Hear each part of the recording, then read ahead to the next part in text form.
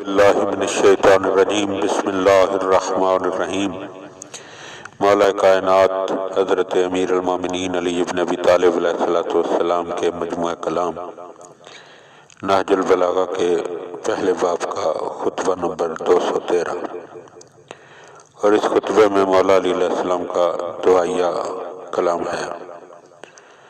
امیر المومنین علیہ السلام کے وہ دعائیہ کلمات جو آپ اکثر اپنی زبان اطہر پر جاری فرمایا کرتے تھے۔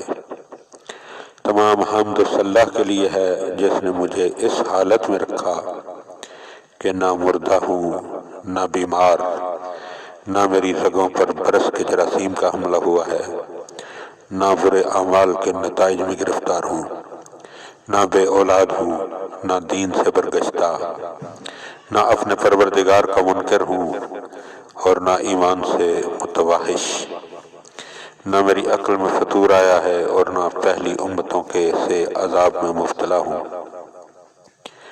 میں اس کا بے اختیار بندہ اور اپنے نفس پر ستم ران ہوں۔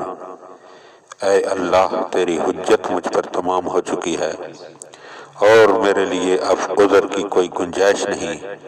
خدایا، مجھ میں کسی چیز کے حاصل کرنے کی قوت نہیں سوا اس کے کہ جو تو مجھے عطا کر دے، اور کسی چیز سے بچنے کی سکت نہیں سوائے اس کے کہ جس سے تو مجھے بچائے رکھے۔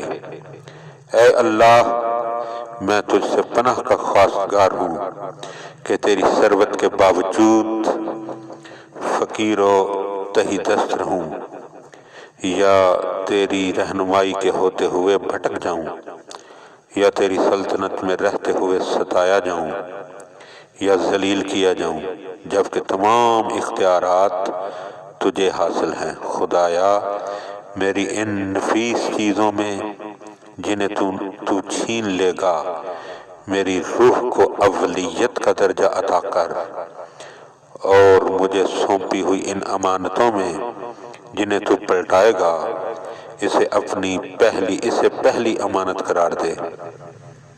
اے اللہ، ہم تجھ سے پناہ کے طلبگار ہیں اس بات سے کہ تیرے ارشاد سے منہ موڑیں یا ایسے فتنوں میں پڑ جائیں کہ تیرے دین سے پھر جائیں، یا تیری طرف سے آئی ہوئی ہدایت کو قبول کرنے کی بجائے نفسانی خواہشیں ہمیں برائی کی طرف لے جائیں۔